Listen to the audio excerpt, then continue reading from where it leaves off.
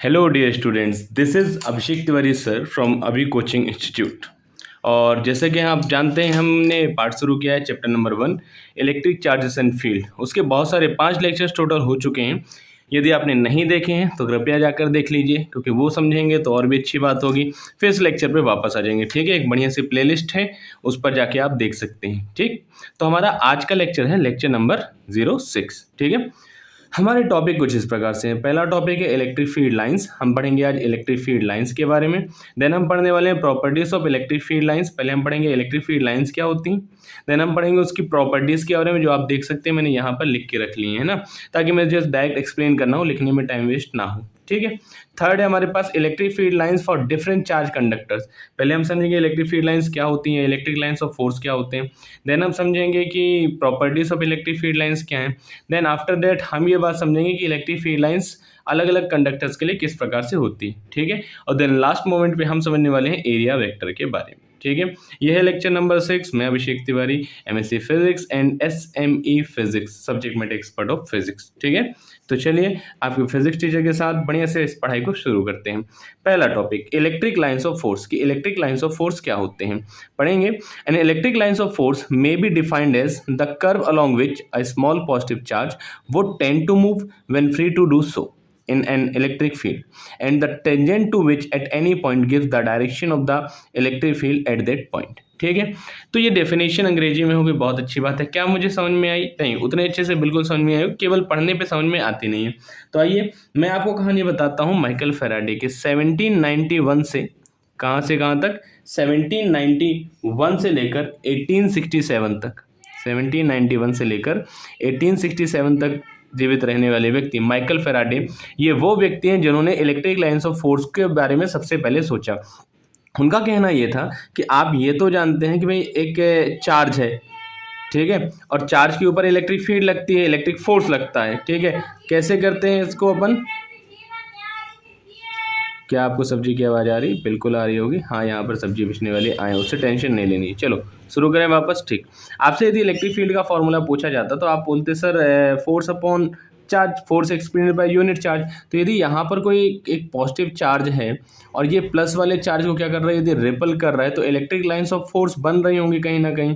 तो इसका मतलब ये चार्ज इस डायरेक्शन में आगे बढ़ता जाएगा। माइकल फैराडे ने यही बात सोची कि यदि किसी चार्ज पे फोर्स लगेगा तो वो उस तरफ बढ़ता जाएगा। तो माइकल फैराडे ने कहा कि यदि किसी पॉजिटिव चार्ज को मैं इलेक्ट्रिक फील्ड में रख दूं, ठीक है, यदि मैं किसी पॉजिटिव चार्ज को इलेक्ट्रिक फील्ड में रख दूं तो वो जिस रास्ते पर जाएगा, मान लेते हैं वो इस रास्ते पर जाएगा, तो यही हमारे लिए डायरेक्शन किसकी है?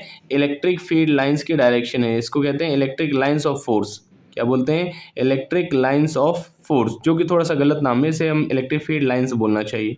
ठीक है, ये हो गया। सर क्या इसी रास्ते पे हमेशा जाएगा? नहीं, कभी कभी ऐसा हो सकता है कि ये पॉजिटिव चार्ज, ध्यान रखना, यदि किसी पॉजिटिव चार्ज को इलेक्ट्रिक फील्ड में रख दिया जाए और उसको छोड़ दिया जाए कि भाई तुम्हें जो करना है वो करो, तो वो जिस रास्ते पे मूव करेगा, जिस भी रास्ते पे वो मूव करेगा, यदि मान लेते हैं यदि ये पॉजिटिव चार्ज को छोड़ा आपने, इस रास्ते पे मूव कर रहा है, तो ये हमारी क्या है? इलेक्ट्रिक लाइन ऑफ फोर्स है।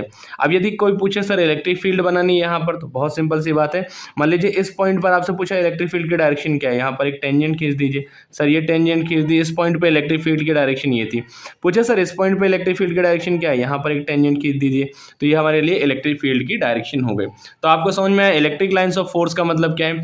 इलेक्ट्रिक लाइंस ऑफ फोर्स का मतलब ये है कि यदि किसी पॉजिटिव चार्ज को इलेक्ट्रिक फील्ड में छोड़ दिया जाए, यदि किसी पॉजिटिव चार्ज को इलेक्ट्रिक फील्ड में छोड़ दिया जाए और उसको कहा जाए कि तुम्हें जो करना है वो करो, तो वो जिस रास्ते से जाएगा, वो जिस रास्ते से जाएगा वही रास्ता हमारे लिए क्या कहलाएगा? इलेक्ट्रिक लाइंस ऑफ फोर्स या फिर इलेक्ट्रिक फील्ड लाइन कहलाएगा। ठीक है, और यदि उसकी डायरेक्शन पता करनी है किसी भी पॉइंट पर, तो वहां पर एक बढ़िया सी टेंजेंट खींचिए। अब 10th क्लास में आप टेंजेंट पढ़ के आए होंगे, नहीं आ रहा है याद तो लो भाई मैं बता दूं। मान लेते हैं हमारे पास ये एक सर्कल है, ठीक है, ये सर्कल को टच करते हुए जाने वाली लाइन को ही हम क्या कहते हैं? टेंजेंट कहते हैं। क्या कहते हैं? टेंजेंट कहते हैं। ठीक है, तो ये चीज़ है हमारे पास कि किसी भी पॉइंट पर डायरेक्शन चाहिए तो टेंजेंट खींच दीजिए। क्लियर हुआ? लास्ट टाइम करते फिर प्रॉपर्टीज पर आएंगे। किसी पॉजिटिव चार्ज को यदि इलेक्ट्रिक फील्ड में छोड़ दिया जाए कुछ प्रकार से, कि उसको बोल दिया जाए तुम्हें जो करना है तुम वो करो, तो वो जिस रास्ते से आगे बढ़ेगा उसी रास्ते को पर अपन एक लाइन खींचते जाएंगे, वही हमारे लिए इलेक्ट्रिक लाइंस ऑफ फोर्स कहलाएगा। यदि किसी भी पॉइंट पर हमें क्या चाहिए? इलेक्ट्रिक फील्ड की डायरेक्शन चाहिए, तो वहां पर हमें खींचना हो एक टेंजेंट। ठीक है, चलिए तो अपन बढ़ते हैं प्रॉपर्टीज की तरफ कि इलेक्ट्रिक फील्ड लाइंस की क्या क्या प्रॉपर्टीज है। पहली property, the lines are continuous smooth curves without any breaks. जो लाइन होती है कंटिन्यूअस स्मूथ कर्व्स होती हैं, कहीं भी ऐसा ब्रेक नहीं होता, मतलब ये लाइंस इस प्रकार की नहीं होंगी, ठीक है, क्योंकि सीधी सी बात है वो तो एक सीधे रास्ते पे जाएगा ना, ऐसा जाके फिर कूद के जाएगा, फिर कूद के जाएगा, ऐसा कोई टेंशन तो है नहीं, तो वो सीधे रास्ते पे जाएगा, तो ऐसे ब्रेक नहीं होती, एकदम स्मूथ कर्व्स होते हैं, ठीक है, कहीं पे डॉटेड लाइंस नहीं होती। ये वाली बात क्लियर हो गई। पहली प्रॉपर्टी आपको समझ में आ गई कि स्मूथ कर्व्स होते हैं, ब्रेक नहीं होते हैं। नेक्स्ट प्रॉपर्टी पर आते हैं, the lines of force start at positive charge and end at negative charge. They cannot form closed loops. If there is a single charge, then the lines of force will start or end at infinity. कहा जा रहा है ये क्या करती हैं, start करती हैं सर पॉजिटिव चार्ज से। यदि मैं कहूँ कि ये पॉजिटिव चार्ज है और ये नेगेटिव चार्ज है, ठीक है, तो ये इलेक्ट्रिक फील्ड लाइंस क्या करती है, पॉजिटिव से निकलती है और नेगेटिव पर एंटर करती हैं। क्या करती हैं, पॉजिटिव से निकल के नेगेटिव पर एंटर करती हैं।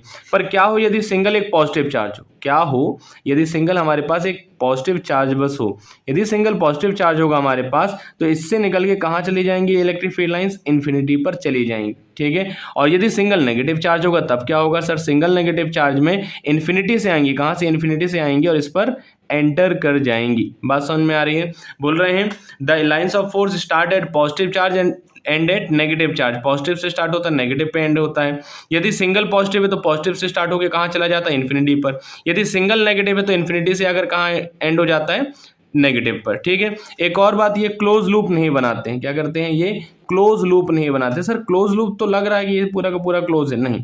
आओ भाई मैं तुम्हें क्लोज लूप का मतलब समझाऊं कि क्लोज लूप क्या होता है, ठीक है। अब थोड़ा सा इसको सेट करना होगा मुझे अलग, ठीक है, क्योंकि मुझे दूसरी जगह पे बताना है। तो चलो भाई इस पर बताते हैं कि क्लोज लूप क्या होते हैं। ध्यान देना, क्लोज लूप का मतलब ये हुआ कि मान लेते हैं हमारे पास ये क्या है, हमारे पास पॉजिटिव चार्ज, ठीक है, ये हमारा पॉजिटिव चार्ज है। इसके बाद ये हमारा क्या हो जाता है, negative charge.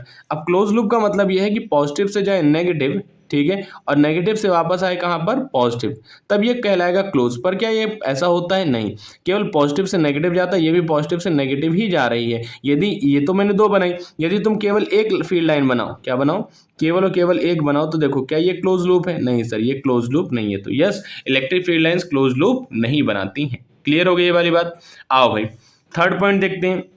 The tangent to a line of force at every point gives the direction of the electric field at that point. ठीक है, क्या है हमारे पास, जब हम मान लेते हैं हमारे पास ये एक इलेक्ट्रिक फील्ड लाइन है यहाँ पर, ठीक है, तो यदि मैं इस पॉइंट पर एक टेंजेंट खींचता हूँ तो यहाँ पर मुझे क्या मिलेगी, इलेक्ट्रिक फील्ड की डायरेक्शन। क्या मिलेगी, इलेक्ट्रिक फील्ड की डायरेक्शन। क्लियर हो गई ये वाली बात, जी सर क्लियर हो गई। यदि मैं इस पॉइंट पर एक टेंजेंट खींचूँ तो यहाँ पर भी मुझे क्या मिलेगी, इलेक्ट्रिक फील्ड की डायरेक्शन। तो यदि मुझे इलेक्ट्रिक फील्ड की डायरेक्शन चाहिए तो मुझे क्या खींचना होगा, मुझे खींचना होगा टेंजेंट। क्या खींचना होगा, मुझे खींचना होगा टेंजेंट। आगे बढ़ते हैं, फोर्थ प्रॉपर्टी पढ़ेंगे। No two lines of force can cross each other. कोई भी दो लाइन ऑफ फोर्स एक दूसरे को क्रॉस नहीं करती हैं, ठीक है, ये इंपॉर्टेंट है। मैं इसमें स्टार बना देता हूं ताकि आपको रहे कि हाँ सर ये इंपॉर्टेंट वाला टॉपिक है। अब इंपॉर्टेंट कैसे, आओ भाई समझाता हूं। समझाने में मैं तुम्हें बता दूं, ये क्वेश्चन लिख के आएगा, यदि आएगा तो क्वेश्चन ऐसा आएगा कि why two lines of force can not intersect each other. क्या क्वेश्चन आएगा कि दो लाइन ऑफ फोर्स एक दूसरे को इंटरसेक्ट क्यों नहीं कर सकते। तो आओ भाई सपोज कर लेते हैं कि दो लाइन ऑफ फोर्स एक दूसरे को इंटरसेक्ट करती हैं। मान लेते हैं एक लाइन ऑफ फोर्स ये जा रही थी और एक लाइन ऑफ फोर्स इस प्रकार से जा रही थी, ठीक है, और एक दूसरे को कर देती इंटरसेक्ट। अब यहाँ पर ध्यान देना, यदि मैं इस पॉइंट पे पूछूं कि इसके हिसाब से यदि मैं टेंजेंट बनाता हूं तो यहाँ पे टेंजेंट बनेगी कुछ इस प्रकार से, बिल्कुल बनेगी सर। तो इलेक्ट्रिक फील्ड की डायरेक्शन क्या होगी, यहाँ पर होगी, ठीक है। और यदि यहाँ पर अपन बात करते हैं ये, ठीक है, यदि यहाँ पर बात करते हैं तो यहाँ पर यदि हम देखें तो यहाँ पर इलेक्ट्रिक फील्ड की डायरेक्शन क्या हो जाएगी, ये होगी। मतलब एक ही पॉइंट पर हमें दो इलेक्ट्रिक फील्ड की डायरेक्शन मिल रही है, एक वो मिल रही है और एक ये मिल रही है। तो ऐसा पॉसिबल नहीं है, ठीक है, कि at the same moment electric field की दो डायरेक्शन हो। तो इसलिए क्या कहा गया है कि no two lines of force can intersect each other. दो लाइन ऑफ फोर्स कभी एक दूसरे को क्रॉस नहीं करती। If they will cross each other then there will be two tangent at the point of intersection which is not possible, ठीक है। यदि आप दो टेंजेंट बनाते हैं तो दो डायरेक्शन होंगी जो पॉसिबल नहीं। क्लियर हो गई ये वाली बात, जी सर। आइए नेक्स्ट प्रॉपर्टी पर समझते हैं।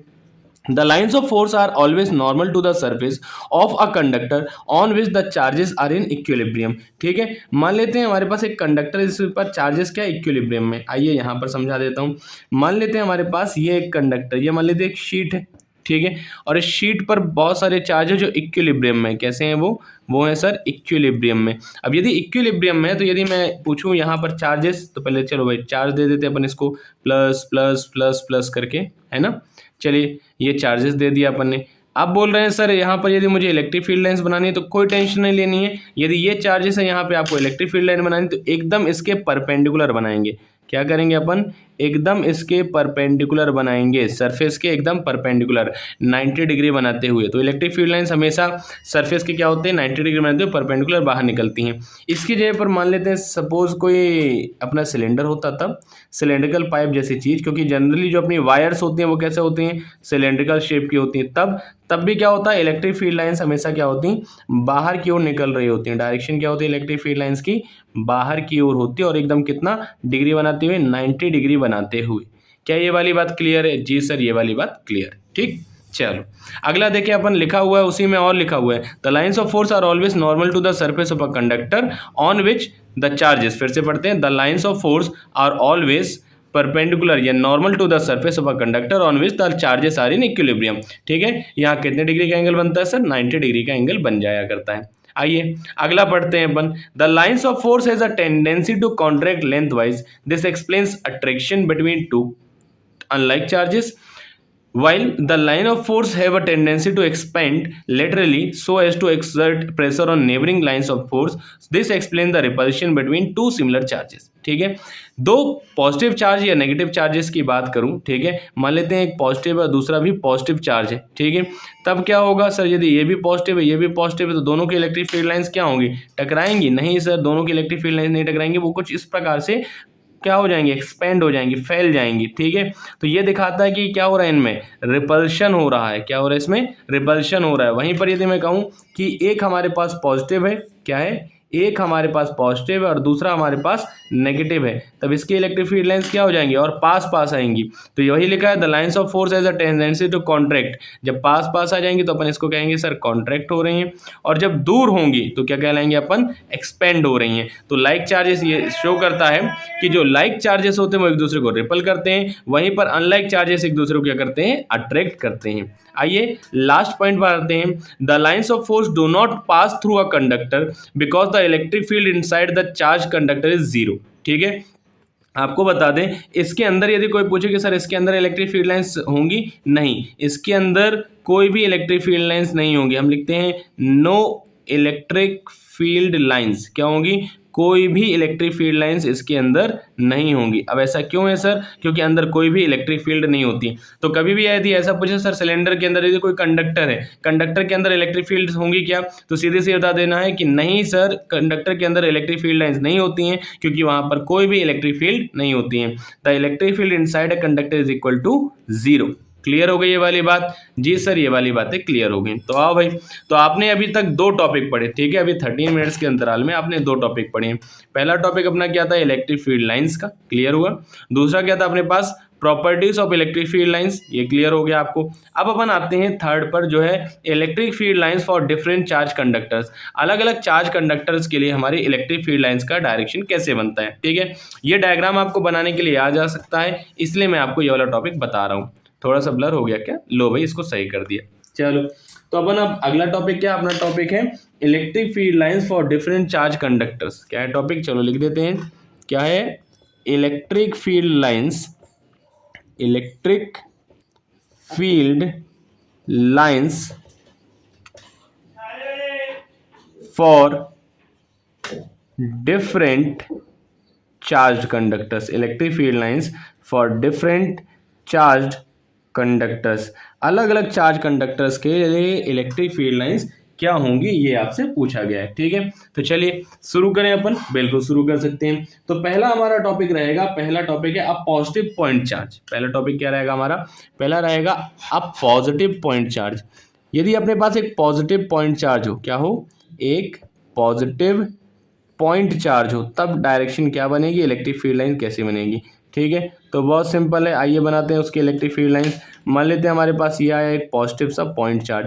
तो आपको पता है electric field lines positive charge से निकलती हैं, और ये सिंगल है तो कहाँ तक जाएंगी, इन्फिनिटी तक। तो इसके डायरेक्शन के लिए अपने यदि डायग्राम ये आता है तो आप ऐसा बनाएंगे कि प्लस से निकल के कहाँ जा रही हैं, ये पूरी की पूरी इन्फिनिटी पे जा रही हैं। ठीक है, ऐसा। और भी बनाना है तो लो भाई, पर ये बनाना डायग्राम अपन को, इससे निकल रही हैं और कहाँ जा रही हैं ये, इन्फिनिटी पे जा रही हैं।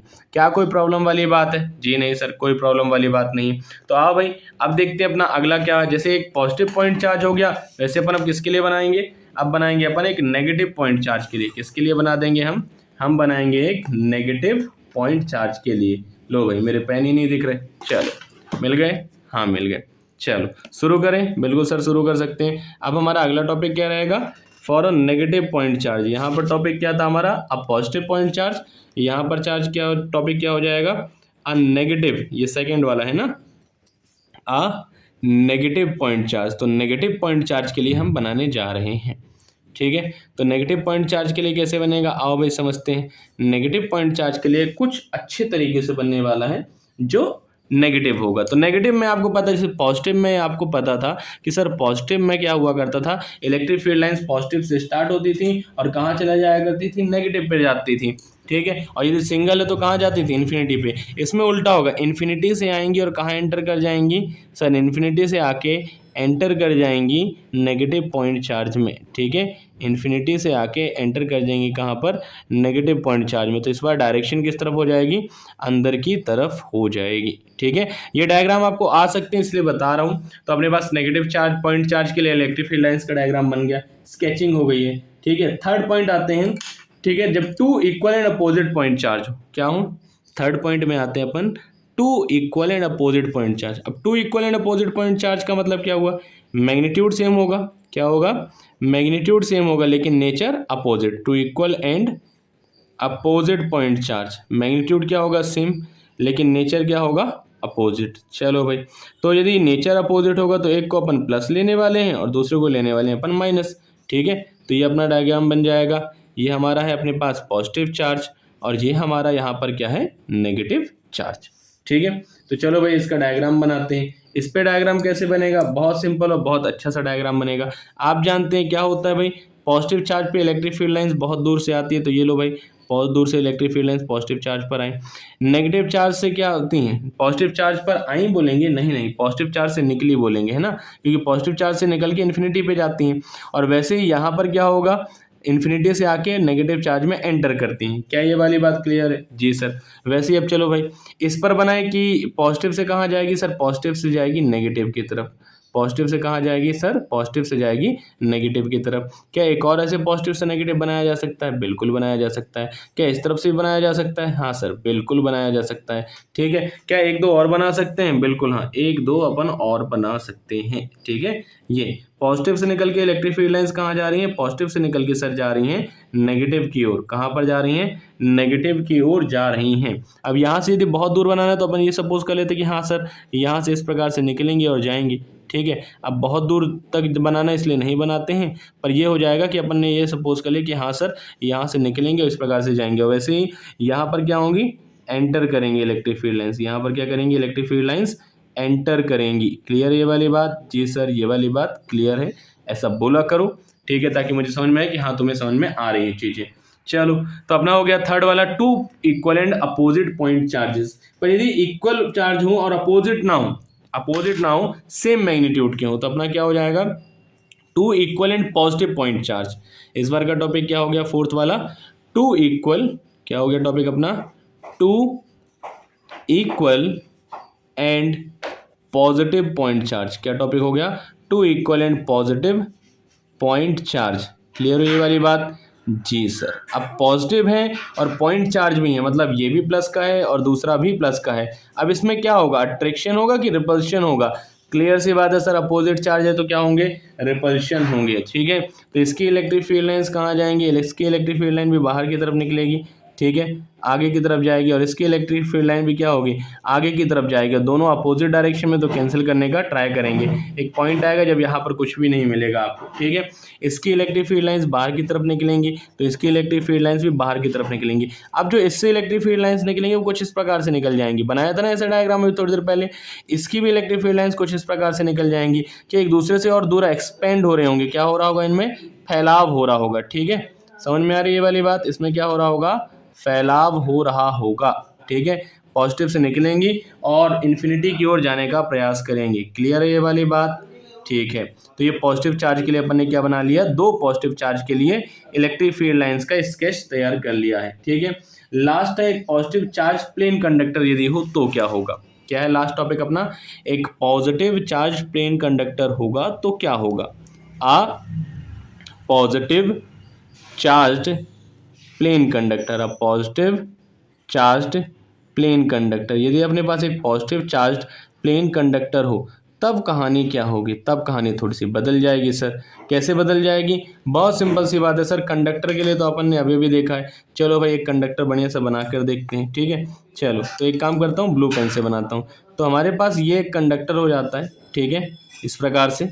और ये जो कंडक्टर हुआ इसके बाद अपन जब बनाएंगे इसमें तो क्या होगा, इसको सबसे पहले देते हैं अपन पॉजिटिव चार्ज। ठीक है, मतलब एक प्रकार से चार्ज देना पड़ेगा ना, तब तो अपने पास इलेक्ट्रिक फील्ड होगी। और वो भी कैसा होगा, इसमें यूनिफॉर्म डिस्ट्रीब्यूशन होगा। कैसा होगा, इसमें यूनिफॉर्म डिस्ट्रीब्यूशन होगा। अब यदि आपसे कोई पूछे सर इसकी वजह से इलेक्ट्रिक फील्ड लाइंस क्या होंगी, तो आपको पता है सर इसकी वजह से होंगी परपेंडिकुलर। परपेंडिकुलर इससे इस तरफ बाहर की ओर होंगी, बिल्कुल होंगी सर। क्या उस तरफ भी बाहर की होंगी और होंगी, बिल्कुल। ठीक है, प्लेट के दोनों तरफ 90 डिग्री बनाते हुए बाहर की तरफ अपन को मिलेंगी इलेक्ट्रिक फील्ड लाइंस। ठीक है, यहाँ से इस प्रकार से इलेक्ट्रिक फील्ड लाइंस 90 डिग्री बनाते हुए प्लेट के साथ बाहर की ओर मतलब कि नॉर्मल हुआ करेंगी। ठीक है, तो चलो भाई ये आपको डायग्राम समझ में आ गए। ठीक है, ये डायग्राम बहुत अच्छे तरीके से समझ में आ गए होंगे।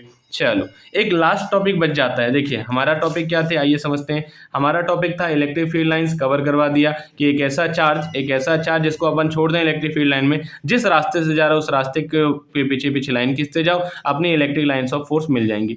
फिर बात थी प्रॉपर्टीज की, क्या थी प्रॉपर्टीज की बात, तो प्रॉपर्टीज समझा दी, 8 की 8 प्रॉपर्टीज यहाँ तक क्लियर कर दिया है। ठीक है, फिर electric lines of for different charge conductors, तो आपको डायग्राम बना के बता दिए कि डायग्राम कैसे होंगे। ये देखो पूरे के पूरे डायग्राम है। लास्ट टॉपिक क्या अपना, एरिया वेक्टर। ये बहुत इंपॉर्टेंट टॉपिक है, हालांकि छोटा टॉपिक है लेकिन ये भी एक इंपॉर्टेंट टॉपिक है। तो आइए भाई अब मैं आपको एक्सप्लेन करता हूँ कि एरिया वेक्टर क्या होता है। ठीक है, चलिए तो यहाँ पर एक्सप्लेन किया जाए। बिल्कुल सर, यहाँ पे एक्सप्लेन कर सकते हैं। तो अपना अगला टॉपिक है एरिया वेक्टर। क्या टॉपिक है हमारा, हमारा टॉपिक है सर एरिया वेक्टर, कि एरिया वेक्टर क्या होता है। ठीक है, तो एरिया वेक्टर क्या होता है भाई, एक ऐसा वेक्टर जिसमें क्या होता है, एरिया होता है। ठीक है, तो सीधी सी बात है सर, कोई भी चीज मान लेते हैं, ये हमारे पास ये पेज है, तो क्या ये पेज के पास मान लेते हैं यहाँ पर एक एरिया है। ठीक है, ये जो पोर्शन है मैं कहता हूँ सर 1 सेंटीमीटर 1 सेंटीमीटर का यदि मैंने स्क्वायर बना लिया तो इसका एरिया क्या आ जाएगा, 1 इंटू 1 मतलब 1 सेंटीमीटर स्क्वायर एरिया आ जाएगा, साइड इंटू साइड करके। तो सर क्या ये एरिया वेक्टर क्वांटिटी है, हाँ yes, area is a vector quantity. हम यहाँ पे साफ साफ लिख दें कि area is a vector quantity.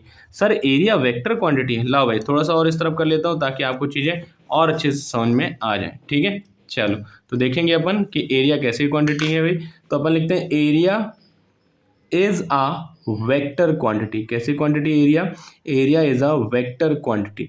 अब यदि एरिया वेक्टर क्वांटिटी है सर तो क्या हम इसकी डायरेक्शन बता सकते हैं, बिल्कुल बता सकते हैं। देखो भाई area is a vector quantity और यदि आपको एरिया का डायरेक्शन बताना है तो बहुत ज़्यादा टेंशन नहीं लेनी है। जिस भी सरफेस पे आपको एरिया का आपको बताना है वेक्टर की डायरेक्शन क्या है, तो भाई सिंपल सी बात है, आप उस पर ऊपर रखिए एक पेन। क्या रखिए, मान लेते हैं ये कॉपी एक एरिया है, इस पर रख दो एक पेन। पेन किस तरफ पॉइंट कर रहा है, सीधे ऊपर की तरफ पॉइंट कर रहा है ना, तो इसका एरिया वेक्टर ऊपर की तरफ है। मतलब इससे 90 डिग्री बनाते हुए मान लेते हैं अपने पास एक सरफेस होती जो इस प्रकार से रखी होती।